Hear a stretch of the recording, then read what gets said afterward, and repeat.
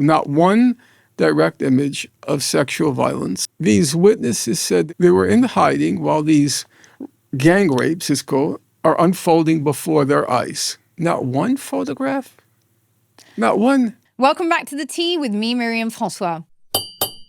Before we dive in, make sure to hit subscribe so you never miss an episode of The Tea. If you want to support the show and help shape future episodes, join our Patreon community. Think of it as the resistance. Plus, if you're in our top tier, you'll get access to ad-free episodes. The link's in our bio. Today, we're joined by one of the most incisive and uncompromising voices around. Professor Norman Finkelstein is renowned for his forensic critique of Israeli policy and the broader context of occupation, dispossession, and resistance. Born in New York to Holocaust survivor parents, his academic path from Princeton to the international stage has been marked by fearless advocacy and an unwavering demand for justice. Despite institutional backlash, including losing tenure under political pressure, Finkelstein's rigorous scholarship and books like The Holocaust Industry and Gaza's Gravediggers have redefined how we interrogate power, history, and the machinery of injustice. He joins us at a moment when the world is confronting uncomfortable truths. Israel pours millions into propaganda campaigns to reverse the dramatic global shift in public opinion following its genocide in Gaza. As we speak, Israel is still starving Palestinians and expanding its control over the West Bank and Jerusalem. Despite widespread recognition of Palestinian statehood, the concrete reality of a Palestinian state seems more distant than ever. The UN itself teeters in crisis. Under UN rules, the US is supposed to pay 22% of the organization's main budget, over $2 billion a year. But Trump, who accuses the UN of failing to maintain international peace and security, has not sent them a cent. With massive reform on the cards and its credibility challenged, the entire architecture of global governance is under scrutiny. So where to from here? For many, the past 2 years have shattered old certainties, revealing a world in which familiar narratives dissolve and harsh new realities demand reckoning. So as we attempt to make sense of this moment, what lessons must we cling to, never allowing disinformation to cloud our moral clarity? Professor Finkelstein, welcome to the show. Thank you for having me.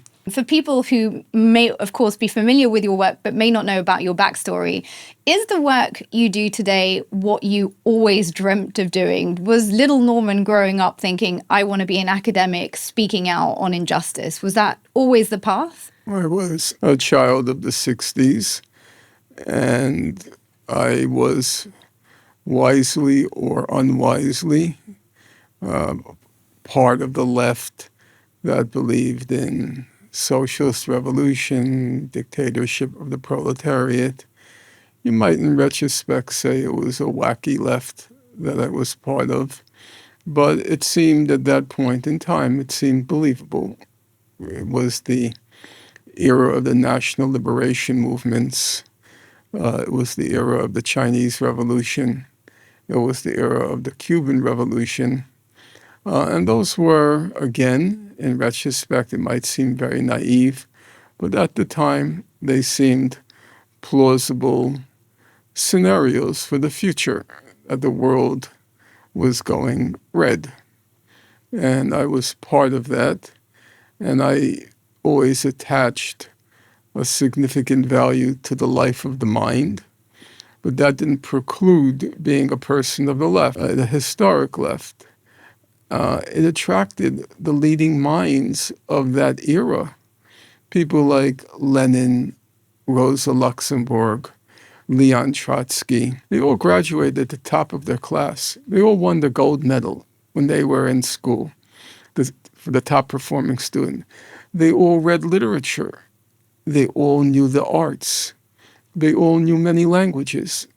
It was in that era, not all, but a large portion of the creme de la creme was attracted to the left because the left seemed to be the future.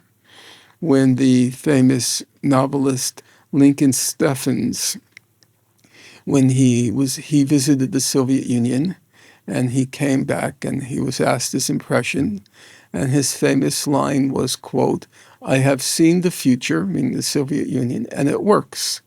So a large part of the highly literate left was attached to and was leadership of the socialist movement, the communist movement. And that seemed to be a plausible scenario in the 1960s and 70s. Not looking so great today, huh? No. But so I would acknowledge there are elements of what I believe that were completely wacky. What would you turn your back on now? It's a very hard question to recognize, for example, the totalitarian, authoritarian aspects of, say, Chinese communism on the one hand, but on the other hand, having to acknowledge that the Chinese Revolution was probably by a wide margin the most significant event of the 20th century. And the country that was called at the beginning of the 20th century the sick man of Asia, which is how China was referred to, a century later is the cutting edge of world capitalism. And there can't be any question, in my opinion, in a rational mind, that the bridge that connects the sick man of Asia to the cutting edge of world capitalism was the Chinese Revolution, was Mao Zedong. So the bridge was a communist revolution. The bridge was a radical vision of transforming society. The Chinese Revolution, it began from the ground up to transform society. There's a very excellent book which describes that process. It's called Fan Shen by an author named William Hinton. And it describes a society that was transformed, not from the top down, but yes, the top played a critical part, but the top was committed extirpating the roots of feudal society, and they also believed capitalist society. Now, of course, for me, the great illusion was I thought they were building world communism. In fact, they were building world capitalism. So the Chinese Revolution was an illusion for me. I was way wrong about the direction it was going. But on the other hand, there was a recognition. Say what you want about China, it brought 800 million people out of extreme poverty. At the cost of millions of lives. There were always millions of lives. China was known as the land of famines. Whether tens of millions perished? Right. Yes, the answer is yes. Did I ignore that reality? The answer is yes. Did I quote Mao Zedong one time too many that revolution is not a dinner party? Yes. Did I quote too many times the ends justify the means? Yes, I did. So I recognize that. But, if you made an error, you have to acknowledge it. If you made a colossal error, you have to acknowledge it, in my opinion.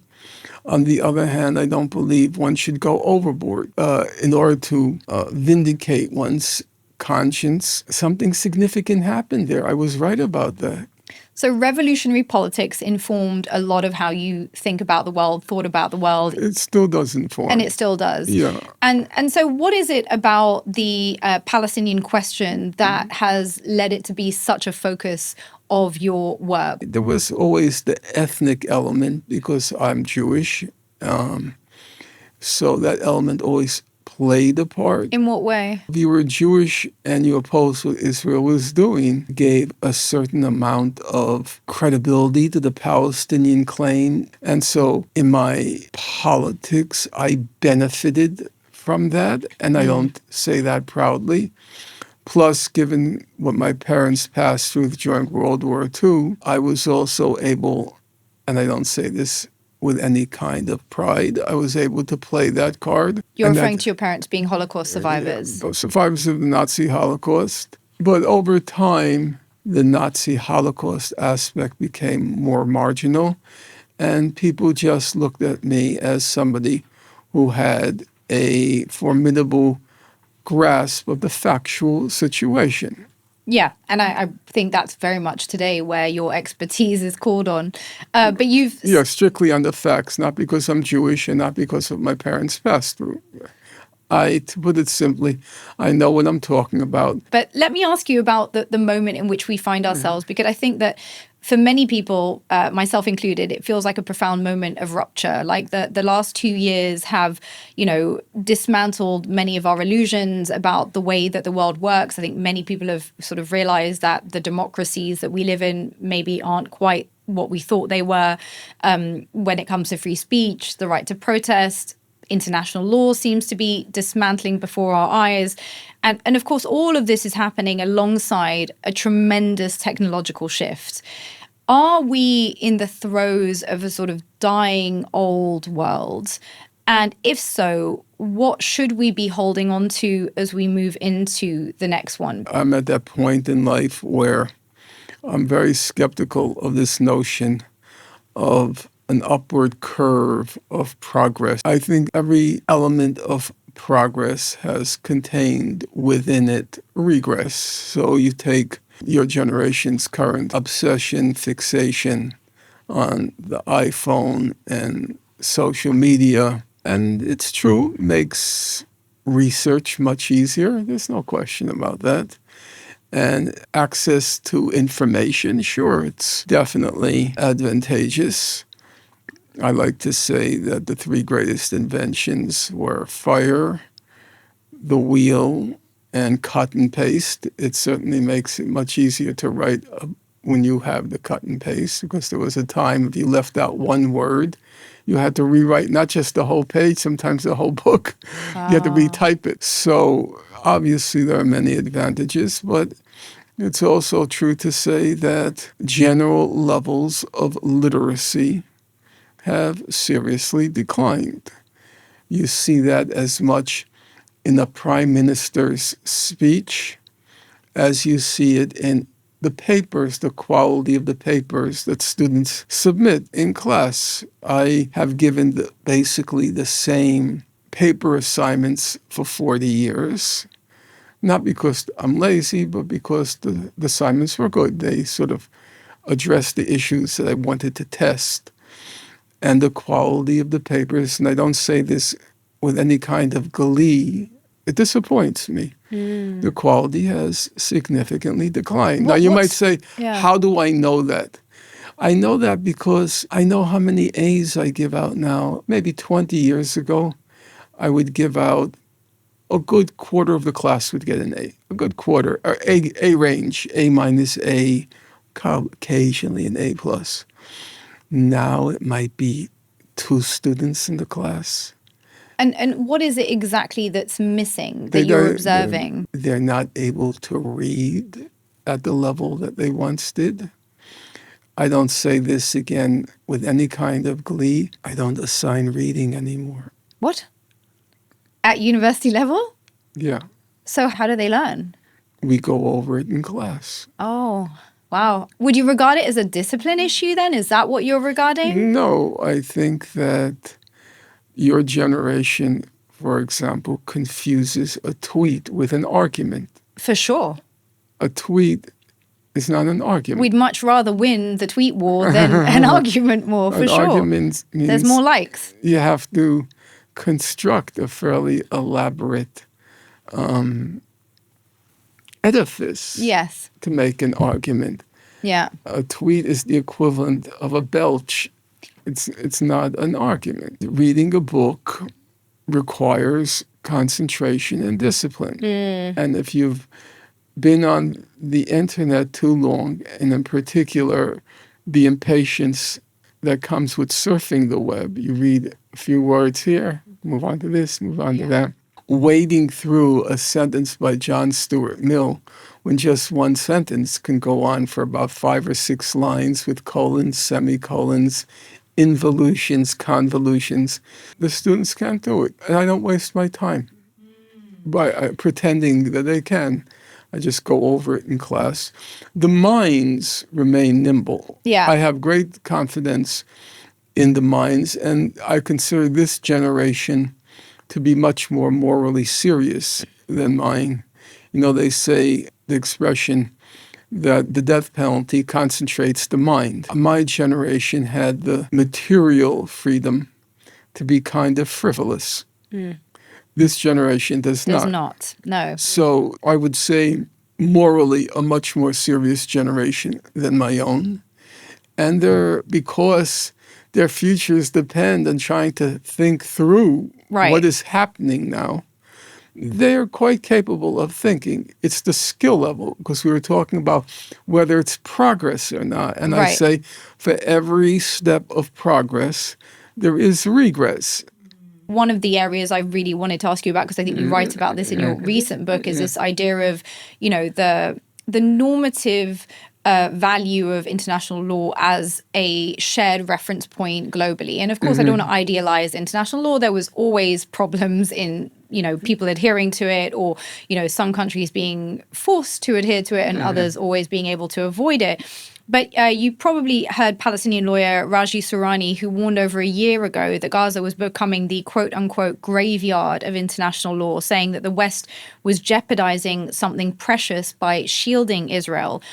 Given the sort of what feels like the total breakdown of legal norms, do you still regard international law as the best way forward in addressing this particular conflict? First of all, I certainly never made a fetish of international law. International law at a certain stage became the norm for judging right and wrong in international affairs. That wasn't true in the 1960s and 70s in the context of what were called the wars of national liberation. Nobody particularly cared about what international law had to say about. Yes, it was totally marginal. If you look at, say, something like the war in Vietnam, which was the seminal event of my generation, in discussing the war in Vietnam, the issue of international law came up very marginally. If you're a person of the left, it was a national liberation movement, and you talked about it in those terms: Western imperialism, Western colonialism, and that was the vocabulary. We didn't use the vocabulary of the Geneva Convention. That was not part of our convention. That era passed, and a large number of people came of age in that generation. They then moved into what was called the human rights. It wasn't a revolution, but it was a very influential aspect of international politics. And their international law, played a big role. When President Jimmy Carter was elected, this was in the aftermath of the war in Vietnam.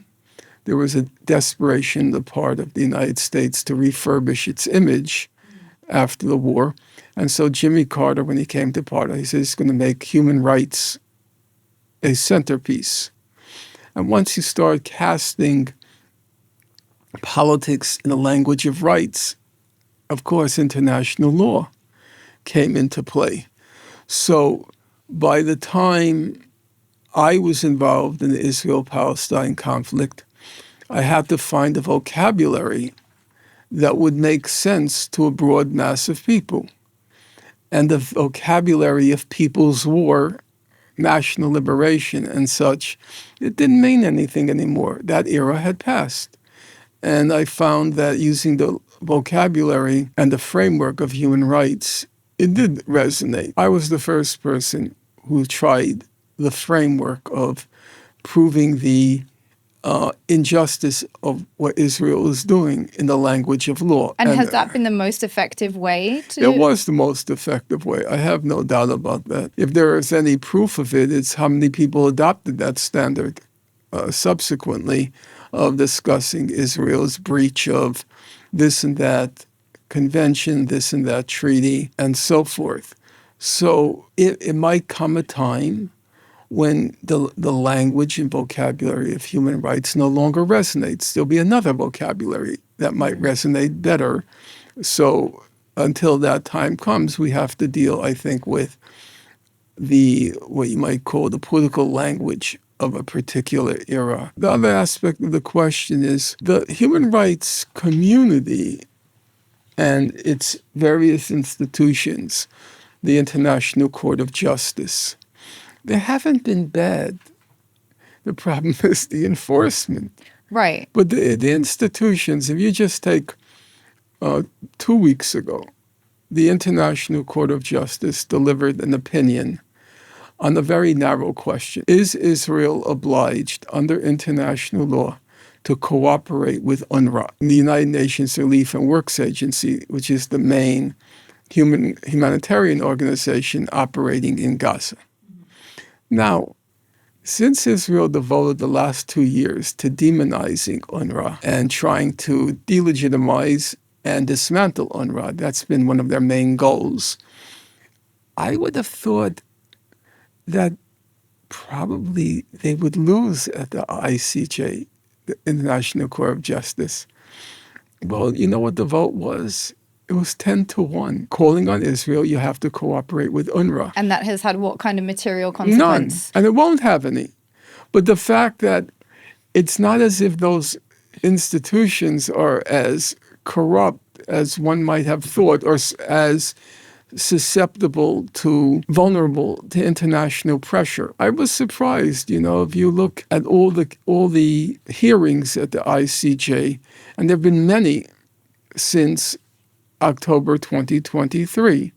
They began with the South African claim that Israel was committing genocide. Then there were all sorts of other opinions. It's a very voluminous record. The Israelis were losing disastrously. But does it have any material impact is what No, I'm saying. I well, guess it doesn't. I was going to quote you back some stats. The Pew survey and Edelman Trust Barometer showed the average global trust in the UN is around 58 to 61%. That's a drop from about 65 to 70% 10 years ago. It feels in many ways like we've never needed international law more urgently as a common reference point. And simultaneously, we're seeing with as much clarity as I've ever seen in my lifetime that it's absolutely inconsequential. Like, rulings happen and nothing flows from that. So how do you place any faith in these institutions? I don't place faith in the institutions. I've never placed faith with them. These are weapons in the battle for public opinion. Israel was not happy when the ICJ ruled that Israel was plausibly committing genocide. And they did everything they could to falsify or marginalize that opinion of the ICJ. But then it's the job of the rest of us to take those ideological weapons and to keep pressing them. You right now are having this small scandal with the BBC, and one of the claims that has been made in this recent round with the BBC is they claim that the ICJ ruled on January 26, 2024, that Israel was plausibly committing genocide in Gaza. Then the president of the court at that time is a woman named Joan Donoghue. She goes on your BBC program Hard Talk, and she says, it's not true that we rule that Israel is plausibly committing genocide. That was a flat-out lie. It was a flat-out shameless lie. That's exactly what the ICJ ruled. So then what happens? The BBC now is accused of having falsified the record and having at several points stated that the ICJ said Israel is plausibly committing genocide, which is untrue because Joan Donoghue said on Hard Talk. Joan Donoghue, her argument was that the report was saying that Israel should be investigated as opposed to it was being found guilty of. There are two different aspects of what the court does. One is it makes a determination whether genocide was occurring under the 1948 Genocide Convention. The technical term, for those of you listeners who are interested, it's called the merits phase of a court hearing. Meaning, do these claims have any merit? Right. This is what she was saying, right? But we're still investigating if they have merit. Right. But long before the merits, there's the whole question. These court hearings can go on for years. I mean, really, like 10, 15 years sometimes. So unless you do something now, it'll be a little late in the day to decide there was genocide 15 years later. So what the court does, it's asked to call for what are called, technical term, provisional measures. Right, because they think there's a plausible reality that this could be occurring and the Palestinians have to be protected from it. We have to do something now. There's imminent danger of violation of their rights under the Genocide Convention. So we have to do something right now. And that's what the hearings were about. There were hearings in January and then in February and then in March and then in May.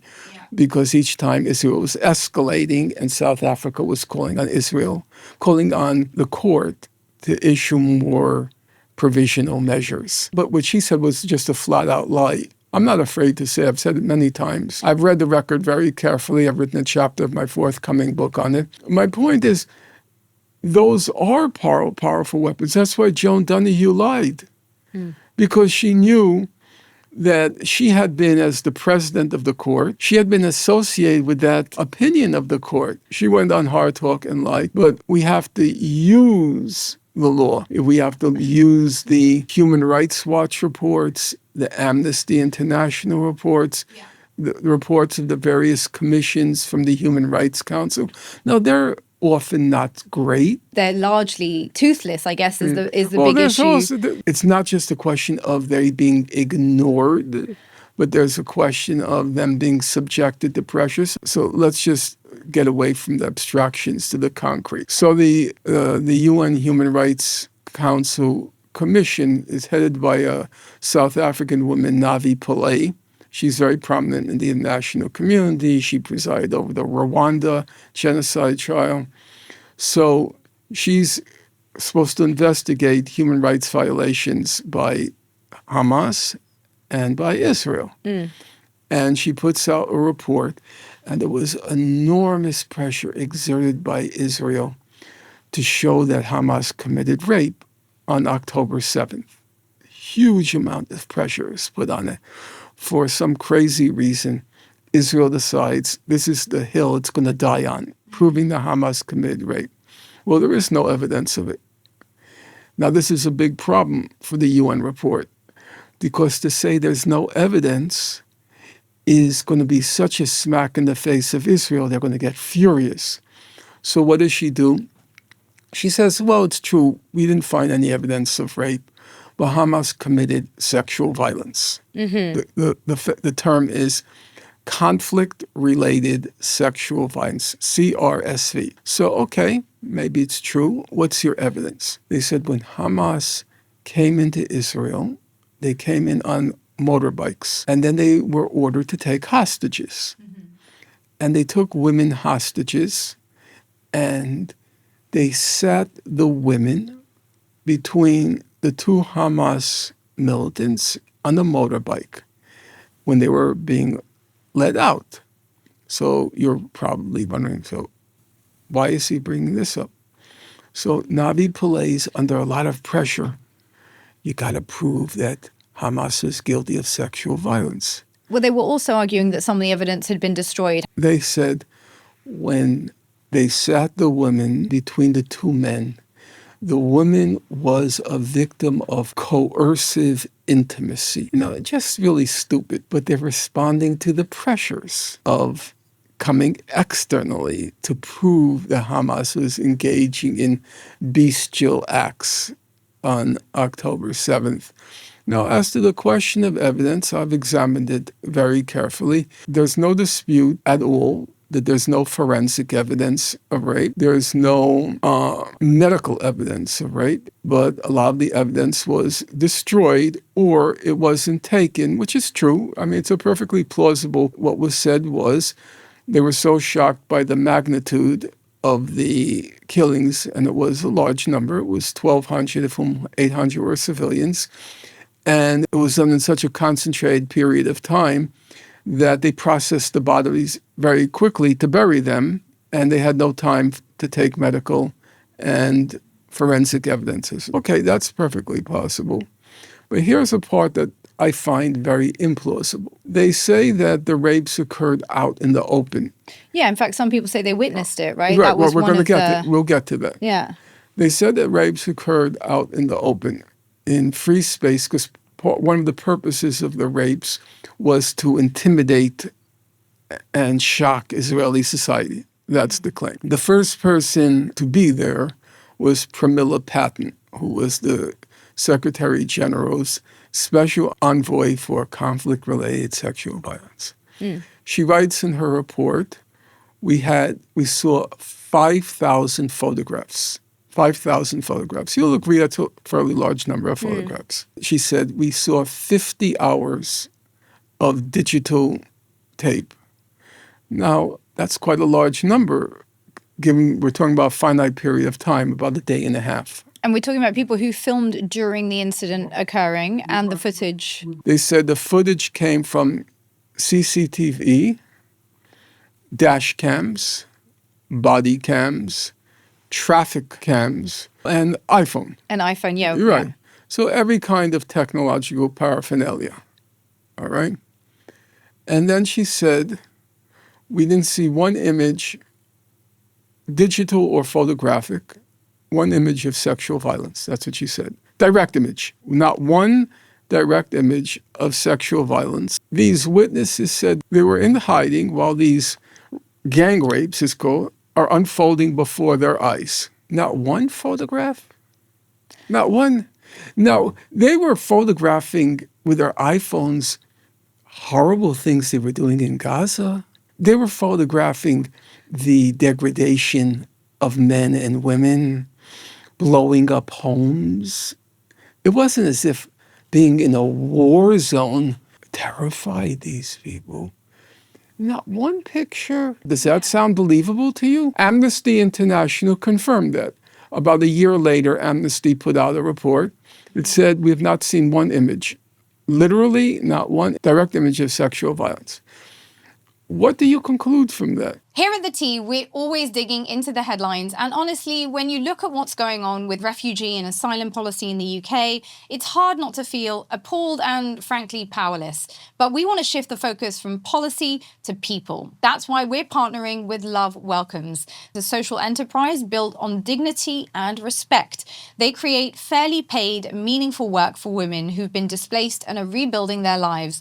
Love Welcomes employs them to turn reclaimed materials, sometimes even old life vests or emergency blankets, into beautiful, high-quality pieces for your home. And with gift-giving season already here, instead of buying more stuff, why not choose something with real meaning behind it? Hit the link in the description to check out Love Welcomes, support real women, support fair pay, and pick up something beautiful for your home that actually stands for something. So these witnesses, your point is obviously if they were there and they'd seen this, we would have some photographic evidence. Something. What do you make, But though? we do, there's a second side to it. Yeah. We do have huge photographic evidence. We have 5,000 photographs and 50 hours of digital tape. That's a large amount. It is. I guess what's difficult to argue against is the idea that sexual violence is often such a common part of violence in general, right? I can't think of a single conflict. Given what I see young people photograph nowadays, if you see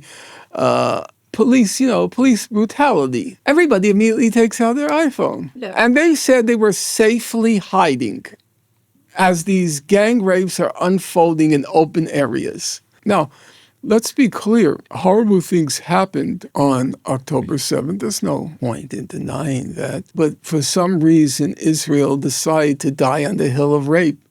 And that was just a lie. Well, I suppose what's particularly perturbing about this is that, as you say, the evidence itself around whether there actually were any rapes seems to be at the very minimum nebulous, if not lacking, bar some testimony we have heard from survivors who say that they witnessed it. Remember, the survivors also have witnessed that Israel is the most moral army in the world. No, and I was going to say, well, the other problem that I see is that there are actual rapes ongoing right now in Israeli detention of Palestinians. And there's no dispute. And there's no dispute, nor really is there any commensurate attention or concern with that ongoing sexual violence? First of all, at this point, there's so much evidence from so many different angles that it's beyond dispute. And there's an interesting point there. As you know, no survivor came forward in Israel from October 7th. None. And I'm sure you know Israel's on the spectrum.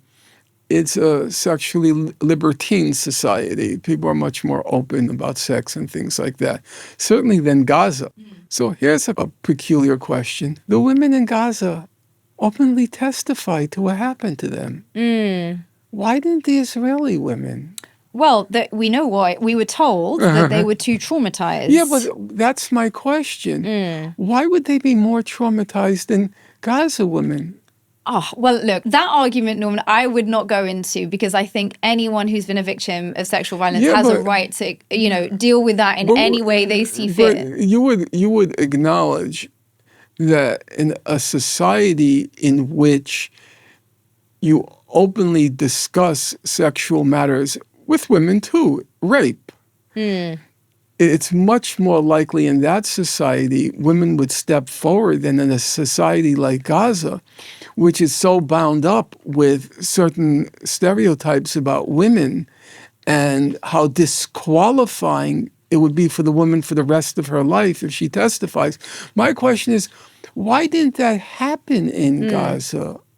The women, I read the testimonies. The women openly described what was done to them. And, terrible things were done. They were just forced to walk down streets naked. And there were, up until I was told this week, I've not seen the most recent stuff, but up until now, there was no claim that Israel had raped Gazan women. The claim was threatening it. It was men. The claim of rape in Gaza was with Gaza men, not Gaza women. And now it's Gazan women as well. Now it's Gaza women. That's something new. I have not actually read that. In any event, the evidence doesn't exist, but huge amounts of pressure were exerted. Guterres, the Secretary General of the UN puts out a report every year in which it lists the countries or conflicts where groups of people or countries are guilty of sexual violence. And the pressure again was put on Guterres. And you know what he did? He put Hamas on the list and he left Israel off. Well, there's a brand new report, I think, just a few months ago that does talk about the use of systematic sexual reproductive violence. The UN reports were saturated with that information. He ignored it. Again, it was the pressure. Why do you think he ignored it? To put it bluntly, you mentioned it earlier. The United States is defunding the UN. So the UN is being punished for trying to hold Israel accountable. Yeah. Is that what you're saying? Well, I don't think it was only because of Israel that the U.S. defunded it. The U.S. defunded it because it wanted to control all the organizations. If they don't go along with the U.S. says, they cut their throat.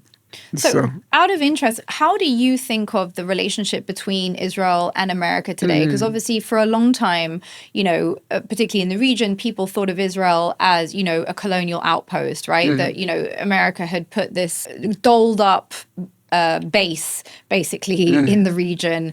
It was a front for American power.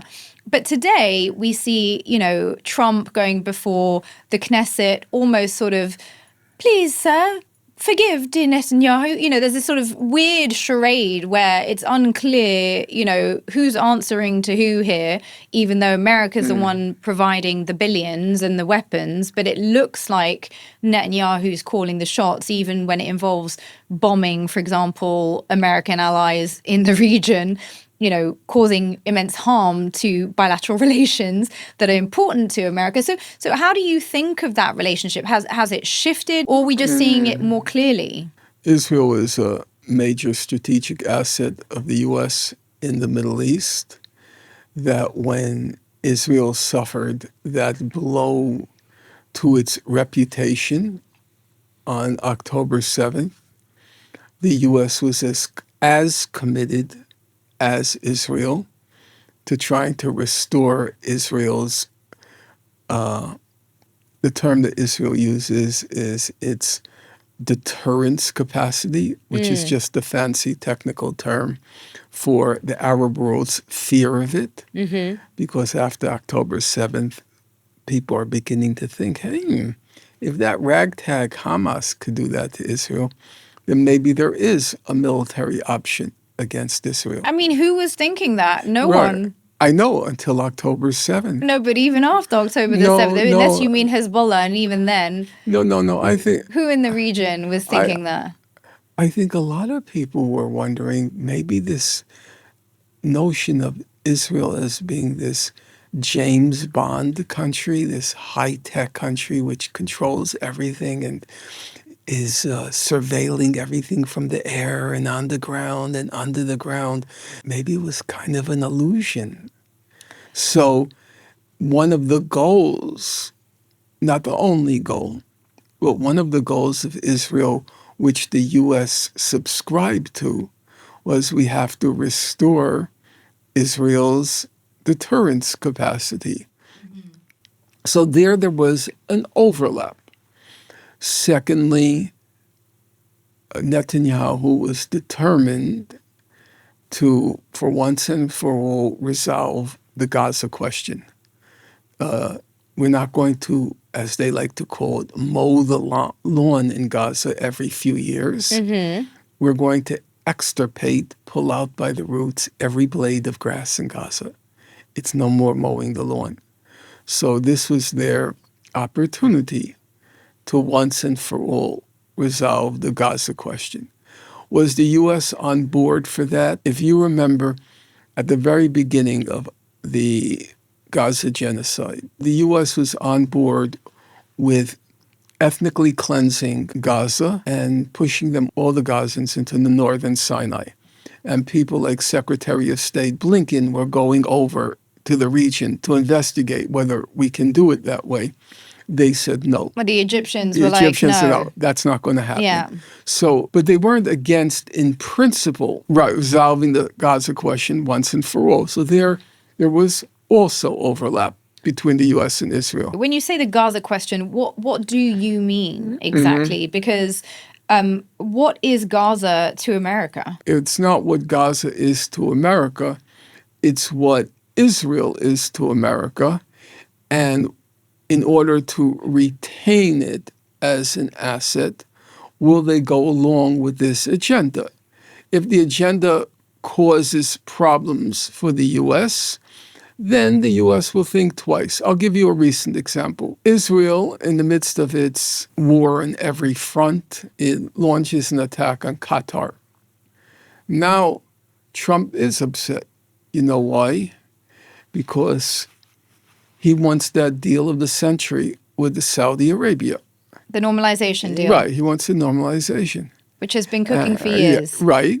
And which was shunted aside by October 7th.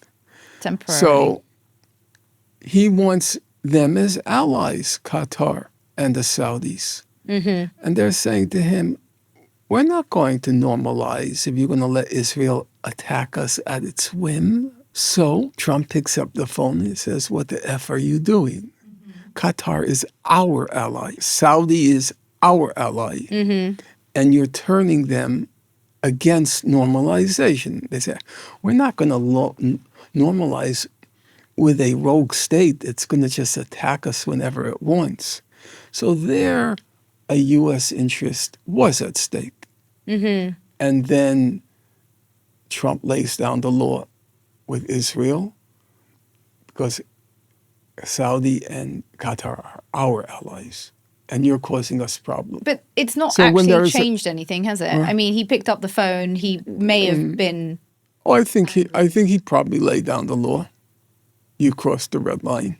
But what's the red line? Well, carrying on in such a fashion that we're going to lose that deal of the century of normalizing relations. But the ceasefire was also based on a deal that was brokered with Qatar to create the basis, arguably, for long-term normalization. Well, first of all, we have to bear in mind there were several ceasefires. The most current version. Okay. The current version, in my opinion, was designed, again, to seal the deal of the century because the Saudis could not sign on while Israel's committing a genocide in Gaza. But 240 Palestinians have been killed since the so-called ceasefire. So you have to bear in mind what does and what doesn't affect policy. How many people know 250, 14, 15? How many people know? Sadly, not many, because everyone's bought into the ceasefire delusion. Exactly. And that's all they care about. They don't care about a ceasefire. They care about getting it off the front page. Once it's off the front page, the Saudis can proclaim there's no longer a genocide in Gaza, and so the way is clear to normalize. That's all they cared about. What essentially happened, there were 20 points in that so-called Trump plan. 19 of them were rapidly discarded. The one about releasing the hostages was fulfilled. And then everything else was a return to the status quo ante-October 7th. We're right back where we were, with one big difference. Gaza's gone. Right. And so what's very interesting about this particular view is that it was always Israel's proposal that there be only a hostage deal. Yes. Do you think it was a mistake of Hamas to accept the proposal? Hamas had no choice because all the Arab states ganged up on it. And what would have happened is Hamas would have been blamed as the deal breaker, which would have given the green light to unleash even more firepower. The Arab states would have blamed Hamas. They had no choice. What would they have done? If they said no, then Egypt would say it's Hamas's fault. Jordan would say it's Hamas's fault. Saudi would say it's Hamas's fault. And then that would just give the green light to Netanyahu to continue. So their agreement was very partial. If you recall, basically, Hamas releases the hostages, Israel frees up humanitarian aid entering Gaza, and everything else, the disarming of Gaza, the setting up of international security force, the Tony Blair. They said, we're putting that off to the future. Yeah, that was phase 2 and 3, right? Which is what we had also in the previous ceasefire proposals that never occurred. Correct. So Hamas only agreed to the first half. But even that half, they had no choice. After every one of Israel's operations, Operation Cast Lead, Operation Pillar of Defense, Operation Protective Edge, when the Mavi Marmara was attacked in 2010, every single one, it was resolved with a ceasefire and the promise of Israel to partially lift the blockade.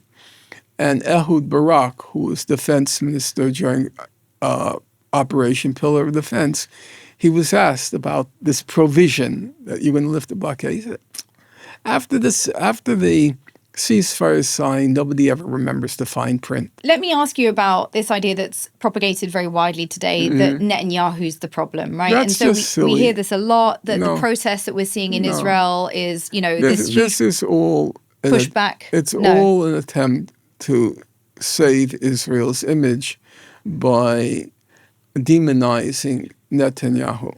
First of all, 2 facts, basic, simple. Number one, Netanyahu is the longest sitting prime minister in Israeli history. He's not an aberration. He is Israel.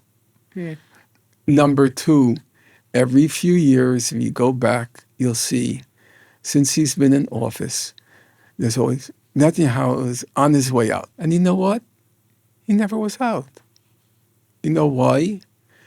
Because when Israelis see Benjamin Netanyahu, the bottom line is they see themselves, an obnoxious, self-righteous Jewish supremacist. That's who the Israelis are. That's who Benjamin Netanyahu is. So this notion that somehow he is the problem, no. If you look at the public opinion surveys, 50% of Israeli Jews say they support genocide in Gaza. It's 50%. They were asked a very direct question. When the Israeli army goes into a city, the question was, when the IDF goes into a city, should it kill everybody in the city? 47% of Israeli Jews said yes. When they were asked And another survey, are there any innocents in Gaza? Remember, half of Gaza's Children. Okay?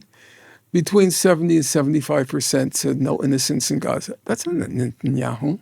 When they were asked about, are you concerned about starvation in Gaza? Over 80% said no. So let me ask you this then. Why is Jewish extremism so hard to diagnose? Because, I'm Muslim myself. We've spent many years having very minute areas of our lives described as extreme that are not extreme. And yet we're observing a state run by someone. I mean, we just saw them passing a law that will allow the execution of Palestinian prisoners. We're seeing people who are engaged in raping detainees being celebrated on TV. Why is it so hard to call a spade when it is a spade? First of all, if you take the case of the United States, 40% of American Jews in the most recent poll say that Israel is committing genocide in Gaza. What do the remaining 60% say? I think given the degree of propaganda to which Jews are subjected to from a very young age about Israel, I think 40% is an astonishing figure. Genocide is the crime of crimes. And to say in a community in which loyalty to Israel was a sine qua non of being Jewish and who are saturated with propaganda which once you go to college, which most Jews do, ends up going on the birthright to Israel, another extravaganza celebrating Israel. And then for them to come back and say, well, you know what? I think Israel is committing genocide. Pretty amazing fact. So I think a lot of the truth has come through in the last 2 years. But what people aren't calling this government and the people within it, and you've described numbers that suggest a majority of that society as Jewish extremism. And I use those words very specifically because part of what I wanted to ask you about today was the extent to which the conflation that Israel has so successfully undertaken of Judaism and Zionism, Judaism and Israeli identity has surely massively harmed the Jewish community. I don't really care if it harmed the Jewish community. There's a certain kind of narcissism about worrying about the Jewish community at this point. It's like sort of a German worrying about whether Nazism has harmed Germany's image. Is that the parallel, though? Because Jews do experience anti-Semitism, and we do know that there is rise, like some of the Frankly, I'm very skeptical of that. You don't think Jewish people experience anti-Semitism today? I would say that there are issues arising. However, when you sit down and you read the detailed reports, for example, the claims about a sharp rise of anti-Semitism on college campuses, that was the focus of the claim the last 2 years. When you read the actual reports, and there have been reports at Columbia University, at Harvard University, I sat down and read them. There's just no evidence. But we've seen attacks on synagogues. We've seen far-right groups. Yes, there has. Clearly targeting. There have been attacks. I would say, would I consider them at this point, would I consider them significant? I would say no. But I will acknowledge, because why should one not want to acknowledge facts? I would say that there is a simmering anti-Semitism now in our society. Is it yet manifest? Is it yet a danger? I would say no. But is there a problem? Yes, there is a problem. I would say part of the problem, I'm sorry to have to say, was self-created. You mean by the state of Israel? Well, also by American Jews who have been using strong-arm tactics. For example, the withholding of alumni funds until the universities crushed the encampments. That was just pure blackmail. The putting under what's called receivership, namely some outside official monitoring Who gets hired in Middle Eastern studies? What books are on the reading lists in classes? That was all just pure, outright blackmail to which most of the universities succumbed. But isn't And so that breeds a lot of resentment. But that's resentment that Zionists are creating that isn't reverberating as anti-Semitism against all Jews, right? And I guess what I would put to you is... that's what I said. That's self-created, that anti-Semitism. But so I guess I'm making the distinction between anti-Zionist Jews who obviously wouldn't have been part of creating that but are experiencing the consequences of it, and those who have been, as you say, strong manning, in settings that, we could argue this is like mafia-style tactics to kind of impose a certain outlook. And regardless of their identity, it's problematic to do that, whoever you are. But the reason I'm asking specifically about this is because if we can't call this Jewish extremism, if we cannot say... I call it Jewish supremacy. There are many reasons why there's a very pronounced Jewish supremacist tendency now. There is the economic power. Jews are by far the wealthiest ethnic group in the United States. There is political power. Jews are very well organized as a community. That's been a historic fact of the Jewish communities in what's called the diaspora. They have an organization. So you have economic power, you have organization. Then you have the immunity that came to Jews because of the way they exploited the Nazi Holocaust. And that made open criticism of Jews. It made it much harder because of that Holocaust card.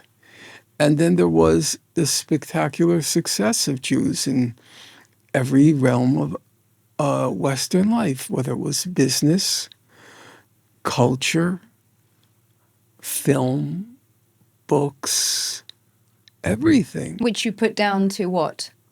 I can't explain it.